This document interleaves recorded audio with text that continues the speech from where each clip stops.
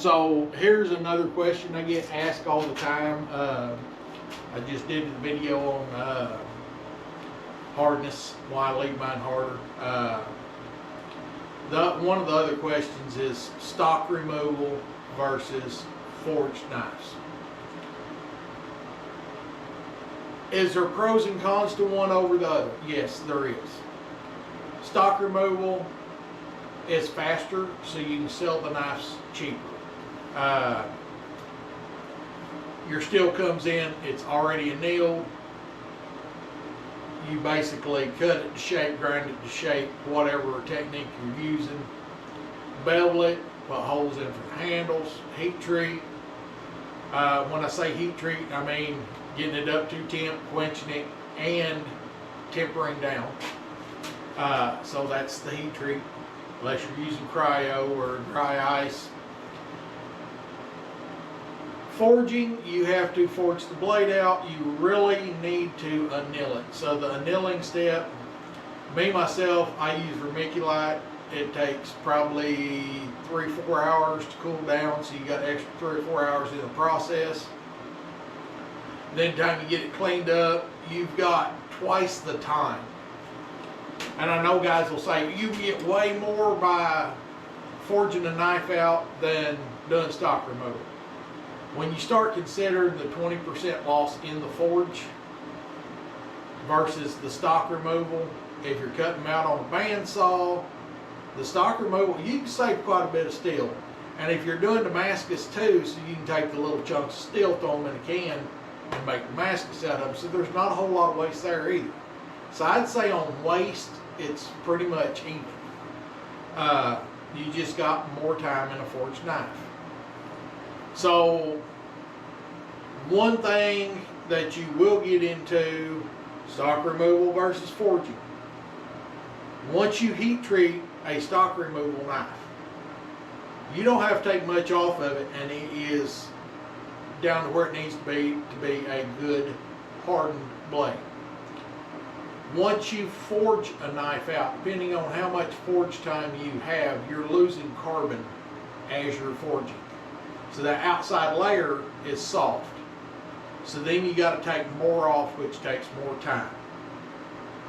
So it's kind of, there's no good versus bad. They both produce good knives. I can get 61 out of ADCRB2 either way, pretty consistently, 61.5 on the hardness. So I mean, there's no right or wrong. My clientele here in this county, they don't spend a lot of money on knives. So I do a lot of stock removal. It just, that's what sells. If I put we'll take a bull cutter for instance. Okay, I forge out a bull cutter. That bull cutter's $225. I've got a stock removal bull cutter sitting right beside it. Same knife, looks identical. One's forged, one's not. One's $150, the other one's $200. They're going to buy that $150 knife every time, and I don't blame them. Same hardness, same steel. One's cheaper than the other one. Now I do get at some of the shows, some of the guys are like, hey, what have you got forged? And I'll point out what's forged to them. We don't go up there and set up and say, hey, every knife we got's forged, because that's just not true. If you want a stock removal knife, come see me at the table. Tell me, hey, I want a stock removal. You can also come see me and say, hey, I want a forged knife. I'll show you what I've got that's forged out. 90% of my Damascus is forged. I do all my Damascus myself. Most of the time I will go ahead and shape the blade before I start doing heat treat or taking anything off with a grinder. Now some of my Damascus, I make the billet.